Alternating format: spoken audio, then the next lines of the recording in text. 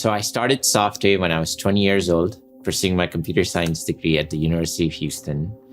We started our company as a technology company, and I was looking forward to running my own business, having the freedom, and potentially making a lot of money in the process. And to be honest, in about 10 years of doing just that, I had believed that I had hit the pinnacle of success. 8-figure company, I had my pilot's license, and I was flying around Texas in a Cessna whenever I wanted to. You would call it living the American dream, especially as an immigrant into this country. But in 2015, which was about 12 to 13 years of running this business, almost everything just came shattering down. We were losing employees left and right, and our organization was stifled by the toxic culture that was brewing inside of our company. And on the verge of bankruptcy and struggling to survive, I made the decision to lay off a large number of our staff, and did so in a very inhumane manner. This wasn't market conditions or clients changing their mind or our employees' fault, which is what I originally thought it was. It was actually all my fault. I was incredibly selfish. I was arrogant. I would talk down to people, humiliate them, make them feel really small. And I basically was responsible for the toxic culture at Software. Almost going bankrupt was really a result of my behaviors. I had set the tone for the rest of my leaders to behave just like me. And I had asked my leaders to behave just like me, because that's how I believed that organizations needed to be run. I had modeled a lot of my behaviors by looking at the corporate leaders that I had worked with, and I thought emulating them was the best way to do it. I can only blame myself. I was feared by everyone. The hallways would grow quiet as I walked through them. And when I would call my team in India, I found out many years later that they would toss the phone like a hot potato because they didn't want to speak with me. I was a really bad boss and a terrible CEO.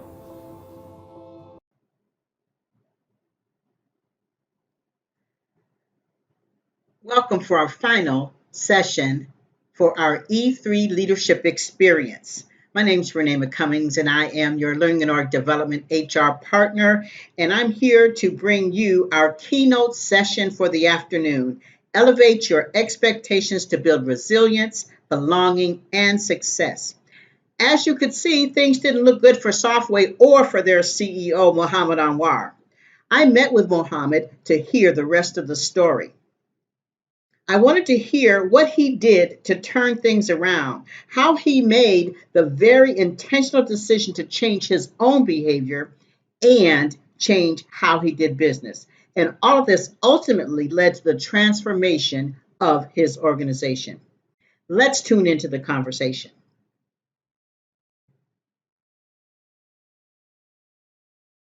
I am thrilled to be here and cannot wait to introduce our speaker for this afternoon. That intro video shared a little bit of his story. I'm not going to steal his thunder. I'm going to allow him to tell you exactly how things turned out. Mohammed Anwar is the president and CEO of Software. He started the business with his family at the age of 20 while pursuing a computer science degree at the University of Houston. And by the way, he also had a minor in math, so he was a busy, from a youth, he was a busy guy. And he's the youngest of 5 children and was born and raised in Saudi Arabia to Indian parents from Bengaluru.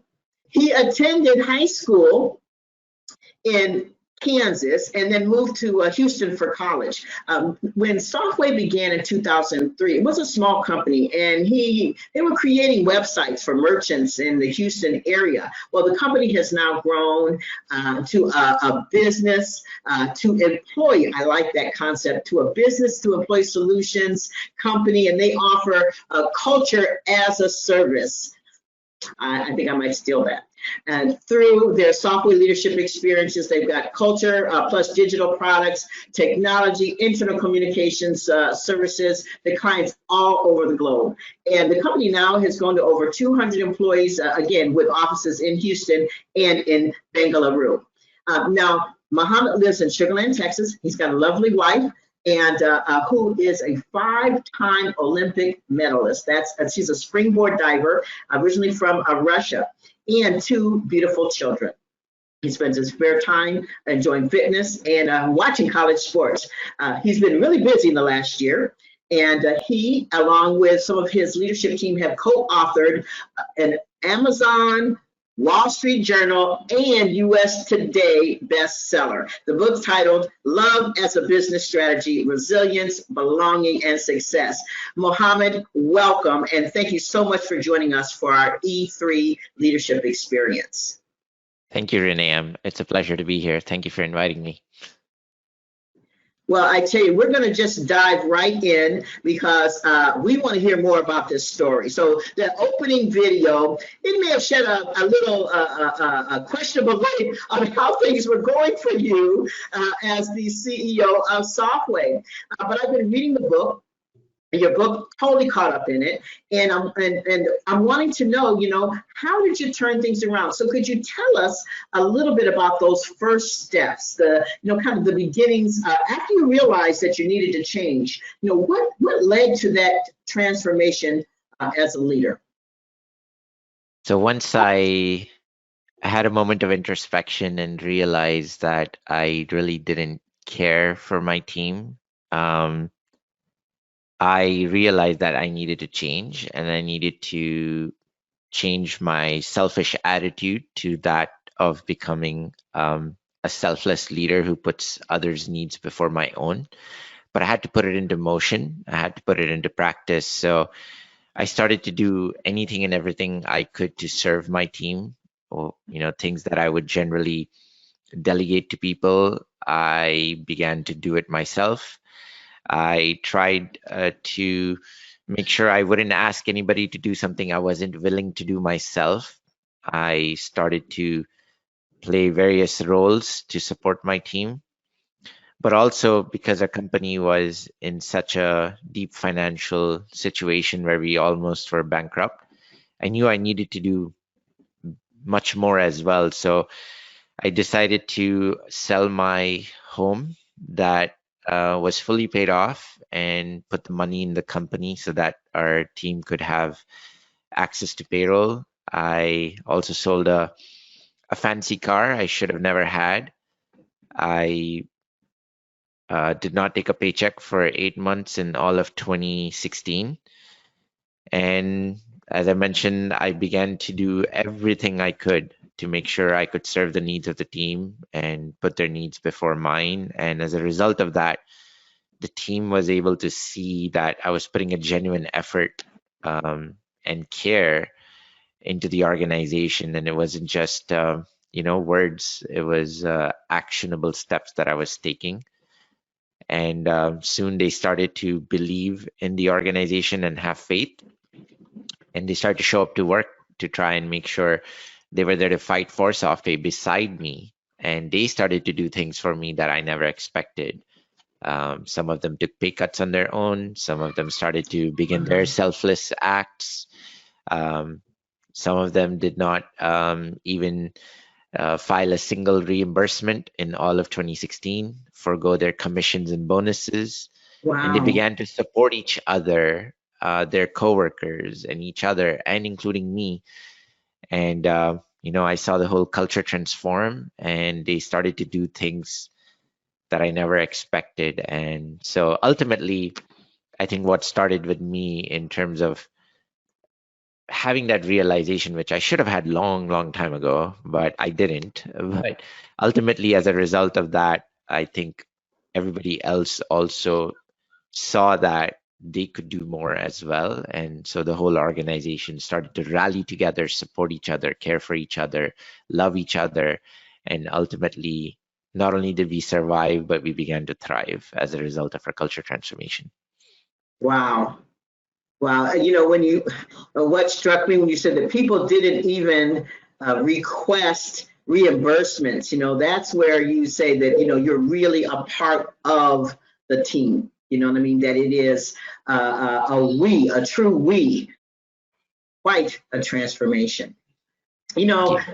Your time for as introspection led to a transformation.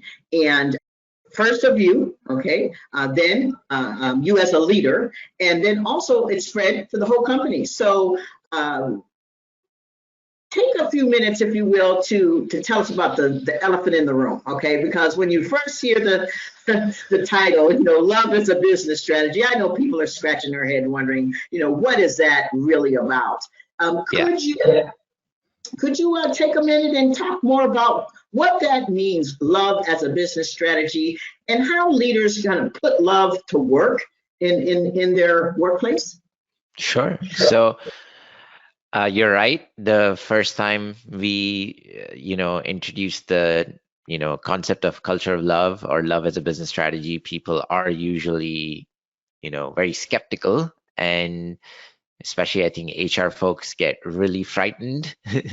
But it is not the romantic type of love. That is not what we mean by it. Love in the business context, and especially love as a business strategy, is the concept of being able to put your team members, people at the center of all business decisions, where everything is prioritized from the people's lens and not strategizing the business needs from a profit first, taking care of stakeholders first, or shareholders first, rather, and customers first, but prioritizing your people first and making all strategic decisions from the lens of your people. That is what love as a business strategy is. But how Wow. does it look like in a workplace? It essentially means you're able to do things for others with the intent of helping people, even if it is hard. It means love means not sweeping problems under the rug. It's about honesty over harmony. And love means embracing hard conversations rather than avoiding them. Mm. And so ultimately, you end up building processes, tools, policies that align with people and profit. And ultimately, you are creating an environment of support, accountability, and trust, which leads to successful business outcomes. When you are talking about the priorities, you're talking about what's most important, and uh, putting that into practice in a way that ultimately gets you where you want to go, even though you think it might be, for some people, extra or distraction even. I think that there's not too many people who would not really enjoy working in that type of an environment. I want to take a minute to point out that this could be the time when everyone watching is comparing their approach to leadership, what their environment looks like with their teams, their relationships with their colleagues, and how they lead to what you just shared. And before they kind of get down that road and processing it, I want to kind of reel things in a little bit and hear a bit more about the other side of the story. So, what aspects of business culture have you identified that can indicate that there's some toxicity, on the rise? What does that look like? Can you share a little bit about that, Mohammed? Sure. I'll give you a few examples that might indicate that there is a culture of fear, because I believe the opposite of culture of love is that of culture of fear, which is toxic in general. And so there's a lot of doubt. And in a culture of fear, trust is nearly non-existent, right? And the most common side effects of doubt are micromanagement and overabundance of policies and procedures, because there's a lack of trust. Second is punishment. Um, Failure is always a part of innovation, but if your people are afraid to fail, they won't attempt to innovate. They won't attempt to look for giving feedback that could make things better. And when a team member makes a mistake, they're more than likely reprimanded. But while there are genuine reasons to be reprimanded, depending on the intent of behind the mistake, that's okay, but mistakes do happen. And if people are afraid to fail, then you will not see people aspiring to try new things, innovate, create, and do things without fear. Then you will see a perfectionist posturing. Do your colleagues or team members constantly throw each other under the bus to make themselves look better in comparison? And do people own their mistakes or always try to pass blame to someone else? If you start to see those type of things, then again, that's toxic, and it's stirred by culture of fear. Then you'll see exclusion. You will see, you'll be able to answer the question and arrive at this. Are lower level team members excluded from, important meetings or discussions or decisions, or expected to stay silent in meetings, and are generally not allowed to have a voice in the company?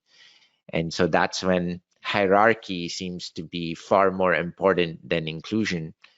And if you see those type of environments, you're probably creating a culture of fear where people don't feel included, don't feel like they belong, and or there's a lot of competition, there's a lot of individualism, lack of team spirit, lack of trust, and all of the above that leads to toxicity. So that's how you can start to assess and witness if you do have a culture of fear that leads to toxic environments.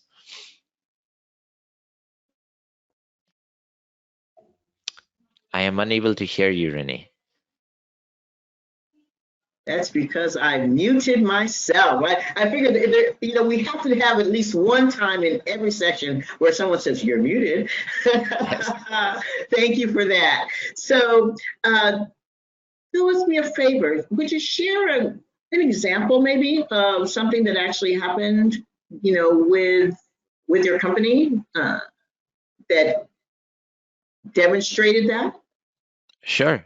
I think the best example is myself. And what I did was I used to be behind my sales team, so much so that I would create an environment where I cared more about how much work they were doing. Did they send out their proposals? Did they send out their reports? And I would hound them so much to the extent that they just started to tell me what I wanted to hear, not what I needed to hear. And so I was incredibly micromanaging of them. I did not trust information that they provided. I would keep trying to verify stuff. And even if they tried to speak the truth and give honest information, I would generally start asking them, why would you do that? And why did you let that happen? How did you let this happen? And everything was from a point of, me becoming more reprimanding or passing comments that made them feel like they were less, or they weren't, they didn't know how to do their job. And I was constantly condescending to where, our team just started to sugarcoat things, manage up, and then became a competitive environment where the sales team basically just made sure they were not the ones who looked bad, so they made sure others looked bad. And it just created this incredibly toxic environment, and it impacted our sales, it impacted our revenue, it hurt our business. And so that would be the best example, is what I did to create a toxic environment. I really appreciate it. I know I may put you on the spot there asking that, but what you described is in some cases is actually some people's work style. You know what I mean? And so to hear that from you, and to hear how it can permeate your business, how it actually like flows down, and in a way that will cause harm to individuals as well as to your company. I appreciate your sharing that. And, I think that oftentimes those types of leadership behaviors come from mindsets. you know, and they come from mindsets and kind of the paradigms of things that we believe that may be a little flawed, and they contribute to that. So, for example, there's a widely held myth that leaders must be infallible. Okay, Mhm. so and actually you mentioned in the book about being vulnerable. You mentioned that earlier. That it's vital to building trust in the workplace. So can you speak to that? About why that vulnerability is so important and how a leader can demonstrate and express vulnerability with their team members while still maintaining their credibility and their sense of professionalism. Sure. To set the stage to answer that question, I can tell you that as I was running my business, um, I started off as a 20-year-old and I never had worked anywhere else. So I looked to the corporate world and the people from the corporate world that I interacted with as my customers as my best examples of what leadership looked like. And so I adopted a lot of different styles that I thought brought the best success to the business. And that was of, total control, authority, always being right. You cannot be wrong. And the leader, whatever the leader says is what happens. And so I embodied those qualities. And I believe that our goal as leaders is to always be right, know what to do, know what to say, and it's our way or the highway. And unfortunately, I had built up this mindset that I cannot be wrong. And even if I was wrong, I'm never going to admit to it. I'm Oh, going to justify it because that's leaders cannot be wrong because otherwise so, we'll set the wrong example. so even when you're wrong, you're still right. Exactly. You Yeah. justify it or you don't Yes. um, you know, try to create an environment where you justify why you did what you did or what decisions you made. And so I followed that for many years, but I realized pretty soon that being vulnerable as a leader is incredibly important, not just for the team, but for me and as a leader as well. And by being vulnerable, we're not talking about sharing your deepest, darkest secrets. We're just talking about being able to say, you know what, I messed up. I take ownership and I apologize. It's as simple as that. But yet, it is the hardest thing for any leader or person in a work organization to do, depending on the environment you're in. And a lot of the times, it's driven by ego and lack of humility. And at that moment in time, it becomes very difficult for someone to say, I messed up. But when a leader in their own right is able to, no matter whether you're a leader by title or leader from a situation standpoint, because I believe everyone is a leader, and but when you as a person, as a leader, are able to say, you know what, I messed up, I apologize, you are giving yourself permission to be human. And when other people start to see you as a human and not just this person with a title or a leadership role, they start to build empathy towards you. They start to have trust, but then also you're giving permission for the rest of your team and your coworkers and your peers to also be human. And as a result of that, people start to show up to work, not being worried about what people will think of me, but recognizing that it's human to err, it's human to make mistakes. And everyone, as long as we all, most of the time, we all have very good intent. No one intends to make mistakes, it just happens. And when leaders are able to demonstrate that vulnerability simply by taking ownership of a mistake, they create this environment of empathy, trust, and forgiveness that enables the team to become really high functioning and performing because people feel like they can be themselves and bring the best value to work, and you'll actually see productivity go up, and people will learn from their mistakes, and people will learn from other people's mistakes, and not look at people from a condescending standpoint saying, oh, this is the guy who messed up, but in fact look at the person as just another human being and embrace the learnings from their mistakes so everyone might grow together. And so it's a very simple thing to do, but it has long lasting impacts and effects on the team performance and organizational performance as a result, especially when leaders at the top are able to do it. It has long lasting impacts. It permeates through the rest of the organization, and everybody is now has the permission to be human and bring their best selves to work. That the picture you paint and that description is one that is so inviting, first of all. And secondly, in my mind, I'm like feeling this creative surge, you know what I mean? Just hearing about it, thinking about what people can do together when they really allow themselves to be themselves and are open to other people doing the same thing. I am you see me speechless. Anyone that knows me knows that this is a rare moment. You painted this picture of again about being able to bounce back, that resilience, and creating an environment where people feel like they really belong because they can come there as themselves and without fear of reprisal or making mistakes and realizing that they can fail and grow from that. Okay. And some people say fail to succeed, but it's actually not succeeding. It's succeeding because you fail. Yes. Can you tell us, what it looks like, when a company, you described some things already, but can I talk a little bit about, from that business strategy, love us a business strategy in the workplace, what it looks like, what's the benefit for leaders and employees and those they in the organization and those they serve? I know you've got a great team there working with you. Can you tell us a little bit about how they were transformed by this experience?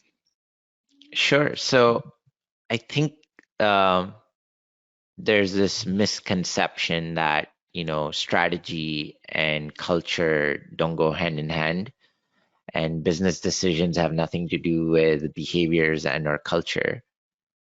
So Peter Drucker has rightfully stated that culture eats strategy for breakfast. I mean, you can have the best strategic business plans, but if you don't have the right culture, you'll never be able to execute that strategy.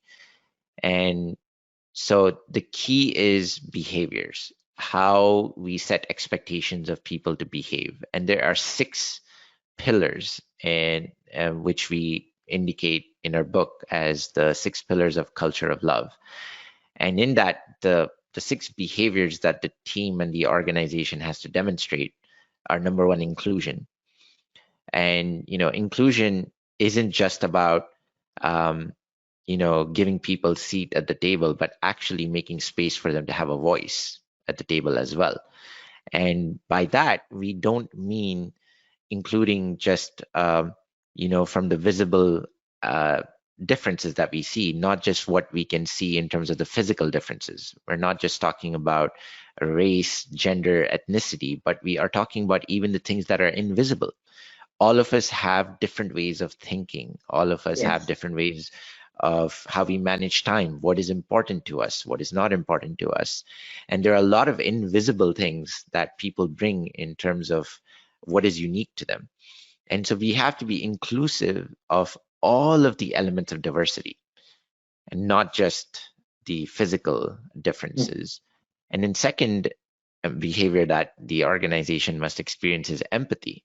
And again, empathy is not this trait that people are just born with. It is a skill. It can be developed, it can be practiced, and we need to make sure we are also inclusive in our empathy skills. We shouldn't just be empathizing with people that we relate with, but we should be able to empathize with people who especially don't think or look like us, but everyone else. And when you're able to, those people. Yes. So when you are able to have an environment where empathy is for everyone, then that behavior is demonstrated. That's the second pillar. That's very important. Third is vulnerability, which we just covered. Again, it's as simple as being able to say, hey, I messed up, and apologizing. The simplest behavior, but yet the hardest. And then the fourth is trust. And by trust, there we have to understand that there are varying levels of trust. And most of the time we say, yeah, I trust you, but really what we're saying is, I trust you only for certain things. I trust you for things you have demonstrated to me in the past, and that's all I'm going to trust you. I'm not going to trust you beyond that. That's predictive trust. But when we talk about trust in a culture of love, we are speaking about um, trust, vulnerable trust, which is being able to trust someone for some things that they've never done before or that you haven't witnessed. You truly trust the people's intent, and you allow them to go do things that they have never demonstrated before. That's the kind of trust that is needed to be experienced.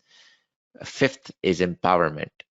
And this is very closely tied to trust, but many a times leaders and members of an organization mistake delegation to be empowerment, but it's not the same. Empowerment is when you are able to trust someone from a place of vulnerability-based trust and give them everything they need to be successful and set them up for success and let them have the decision space. That's the type of empowerment that is needed. And when people are taking on that responsibility and they're trying to fulfill that responsibility, not from a place of fear, but from a place of making sure they don't disappoint the very person who trusted you, that's when you unleash the power of empowerment. That's when people go above and beyond with their responsibilities because they felt trusted to take on this responsibility, even though they've never done it before. That's when you see the best type of results from your team members. That's the type of empowerment that is required.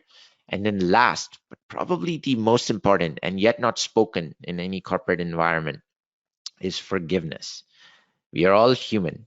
We hurt each other intentionally or unintentionally, and we get hurt by it. And what happens is when people are unable to forgive or have unforgiveness, it results in misbehavior, it results in politics, it results in fear and or anger and justifiable misbehaviors, and it creates a toxic environment. And it stays for a very, very long time. Unforgiveness can be very damaging. Sometimes the other people might not even know that they've hurt someone. And so what is needed is forgiveness. We need to find ways to create an environment of forgiveness for mistakes, for things we may have done to hurt each other. And when you're able to create this environment where all these 6 behaviors are experienced by the organization, then you create an environment where people feel valued, respected, included, bring their full selves to work, and are feel empowered to give feedback, receive feedback, share ideas without fear of ridicule or humiliation, and they are willing to try things without fear of repercussions. And that's when you create an environment of resilience. That's when people are able to tackle any challenge put forth their way, whether it's external challenges or internal challenges. And that's when also people have this sense of belonging. They feel like this job is theirs. They belong to this team. They belong to this organization. They're proud to be a part of this organization. And when you can have that environment, Renee, there is no business objective or strategy that that team cannot accomplish. They will find a way, they will be resilient, and they will be successful. I tell you, thinking about I'm stuck on forgiveness. Okay, that's the one. You said it right. It's a rare find. Okay, in business when you see that happening on a consistent level. And in our business here at Hillsboro County, that's a scary one. Okay, and I'm going to say that, and not because people do not forgive, but because of the responsibility that we have, and that some mistakes could be significant, really significant. We, made sure that the water flows and the traffic signals work, and that the roads are smooth, and we're in sidewalks, and that fallen trees are, you know what I mean, and take care of people's children and their pets and their seniors, parents, and we want to really think about, how to help be that for others, to do that for others. And the trust is clear that you have to have that trust because, as you said, so you don't even know sometimes that someone has not forgiven you because you never knew that they were hurt by you. So I can see how all of these things really work together. And I know that you've got a great team. You weren't able to bring them all with you. We did ask for a little recording. I'm going to play a short recording now, okay, to hear from some of your leaders about how they have taken on these pillars, how they have been impacted.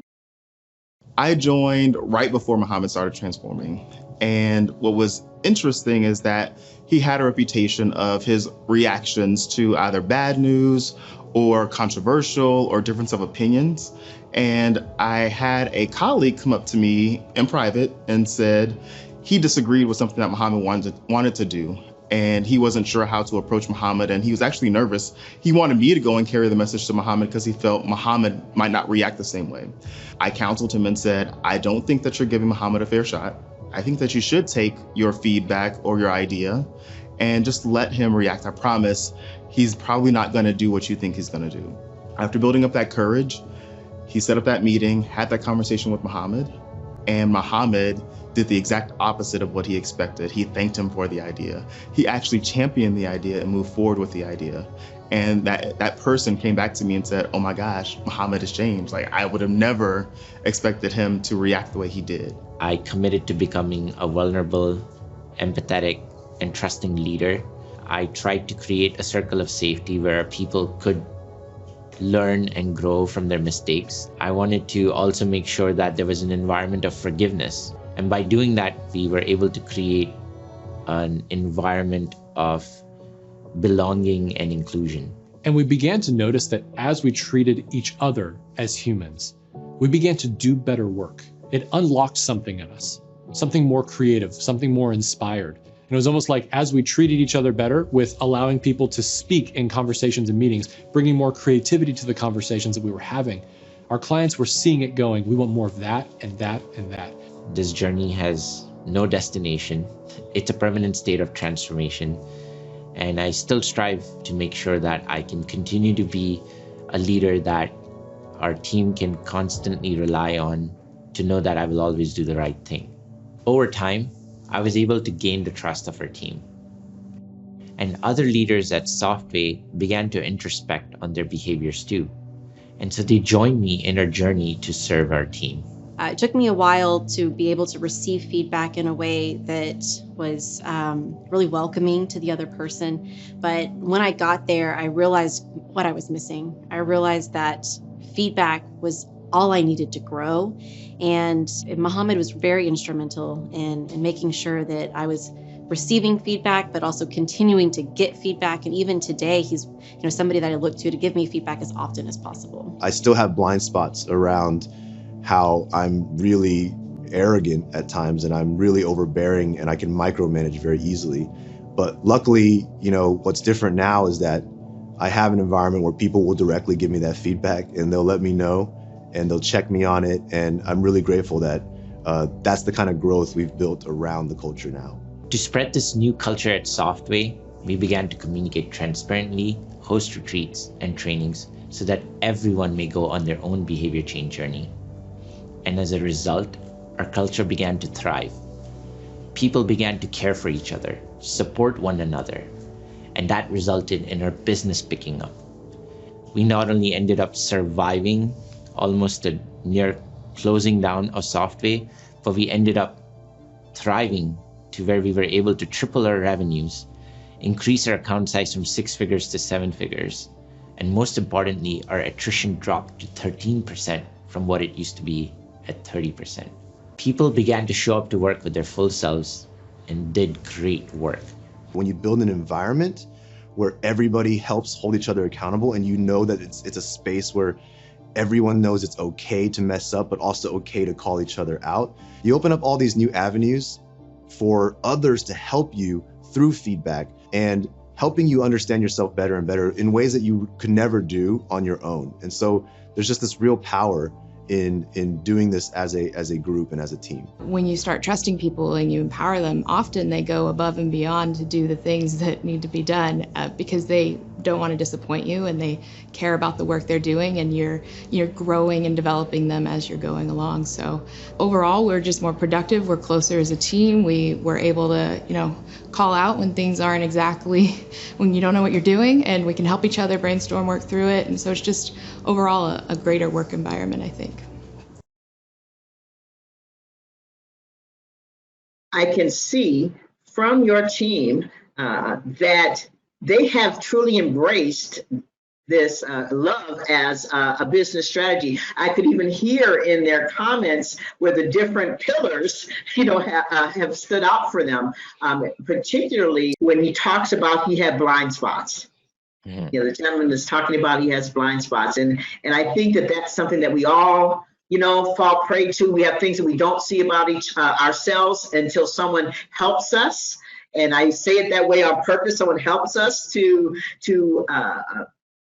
make a change. And so I could really appreciate his particular comments. So when you think about, again, the objectives and outcomes that you want for business, could you say just a little bit more about how that has been impacted by the work that your team has done?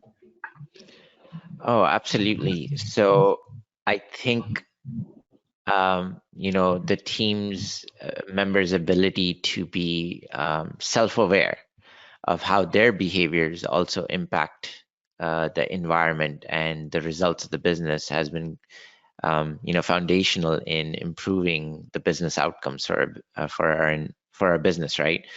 So what we say is that every number on a balance sheet has a behavior that attributes to it, either to make it go down or make it go up. Every number has a behavior behind it. So when our team members were able to recognize that their behaviors are very important in the ultimate success of the business, and they became very introspective and unlocked that self-awareness and remove those gaps, like you mentioned, they were able to then contribute to a culture that was, filled with those 6 pillars, and ultimately laddered up to us achieving our strategy and our business outcomes. Renee, you're on mute again. All right. So I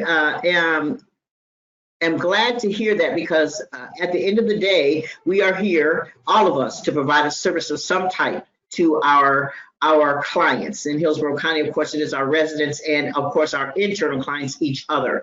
And being able to put this all into action, okay, is what we're hoping to see how we might be able to do that. So, when you think about, where would we start? We're talking about individuals as well as leaders. What are some actionable steps that anyone could take now to help move, our organization toward adopting love as a business strategy? I think there are 5 steps I can give you, but the first step is to be able to unlock self-awareness. It's to be able to understand how you think you are being experienced versus how others are actually experiencing you. Oh. And that's the self-awareness gap. That's when most of the time people will think, I was really good. People, I said things that people probably loved what I said or what I did. But how you think people are experiencing you versus how people are actually experiencing you is where you have lack of self-awareness, or that self-awareness gap. And so you want to reduce that gap. And how you reduce that gap is through 2 things: by seeking feedback and by going through introspection. Being able to ask yourself and becoming introspective and trying to recognize what I said. Why did I say that? Why did I behave the way that I did? Being introspective and soliciting feedback. When you're able to do that, you're able to see yourself internally and how others see you, and you're able to reduce that gap. So you want to unlock self-awareness. That's number one. It's foundational. Most of the times, as you climb the ladders of leadership, self-awareness gap grows, and you want to try and bring that gap closer and closer. Second step is practice empathy. You want to try and understand how what people are going through, what are they experiencing from their shoes, and you want to treat people not by the golden rule, which is very well known, which is treat others as like how you want to be treated. Well, we think that that is very selfish because you're still coming from a self-centered approach. You're telling others, you're telling others should be treated the way I want to be treated. But the real rule that we should follow with empathy is the platinum rule, which is treat others the way they want to be treated. That's when you're thinking of others and the way they would like to be treated, and then you treat them that way. That's the level of empathy that is required. Third is own your mistakes. Again, it's very easy to apologize, but you have to be able to have that humility and courage to be vulnerable. And being vulnerable is a sign of strength, not weakness. So when you are able to own your mistakes genuinely, you will see that the people around you will rally around you and not judge you. Fourth is assume good intent. Many a times us as humans and or as leaders, we get upset when we hear bad news or when a team brings an issue to us or a problem to us, and we're supposed to be there to serve them and help them. But if we assume bad intent, then we will find ourselves reacting and not responding. So it's very important to start practicing assuming good intent. You have to recognize that people don't have malintent. Nobody wakes up in the morning to say, I'm going to go screw up today. They wake up to try and do their best at everything that they do. So mistakes happen. And so when we are able to assume good intent, we are able to find ourselves looking for the good even in the bad news, and you can respond instead of react. Last, I'd say practice forgiveness.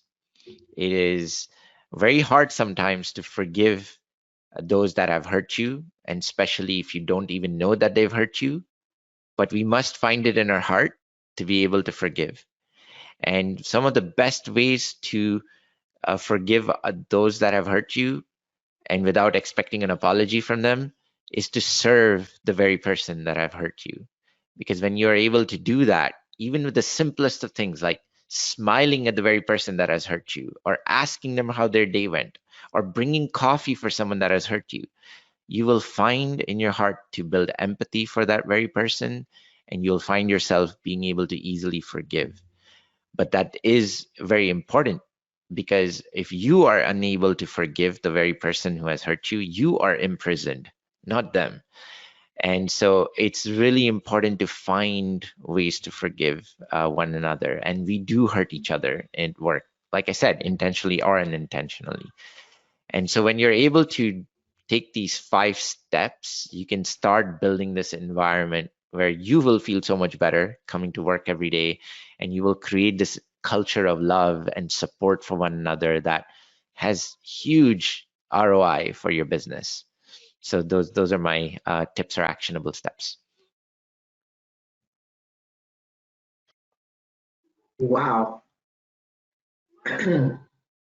That self-awareness gap, I tell you again, I'm, trainer by trade, thief by night. Okay, so that just tell you, I will be sharing that. That is a great analogy to picture, kind of between the view of how you see yourself and how other people see you, and how they do or do not, line up. Food for thought for me about that. And I also, I totally concur about forgiveness. That being able to do that definitely opens up the door. And oftentimes when I deliver our diversity training, I talk about moving through those moments of tension. You will find that at the end of the day, you will have a much better relationship, usually if you move forward instead of retreat at those moments. Those 5 pillars are definitely things that anyone can do, regardless of your role. And I hope that everyone is taking notes out there. We actually have a couple of your books that we're going to give away, so they'll be able to read about this as well. These definitely the 6 pillars, as well as just the importance, of this self-awareness and introspection if we really do want to transform ourselves and make changes in our organization. We're coming right to the final moments, and I just want to ask if there's anything that you would like to say before we close, any words of encouragement to our leaders and employees here in Hillsborough County? Sure. No, I would like to just leave with the statement that there is an alternate way of working. There is a better opportunity for workplaces where we can care for one another and support one another. I know there is this misnomer that business rationality and morality cannot exist together. I believe it can. There are lots of organizations that have embraced this and have been successful. So if you find yourself feeling like, this is not going to work in our workplace, this is not possible in a work environment because just money and people cannot go together, I want to challenge you to have faith, keep trying, don't give up, because change is possible, change is needed. And especially post-COVID, it has really awakened a lot of corporate America and different work organizations where they recognize that they're going to have to change the way they operate. Otherwise, it's going to be very difficult to retain talent, because people have found that there are alternate ways of work environments where you can have work-life integration and not be either work or life. They're not two separate things. COVID has shown us that we are one and the same. Work is a big part of life, and you can't have a life without work, and work can't be successful without you being in a good life situation. So COVID has proven that work-life integration can exist, and it is actually very meaningful, and people have recognized that.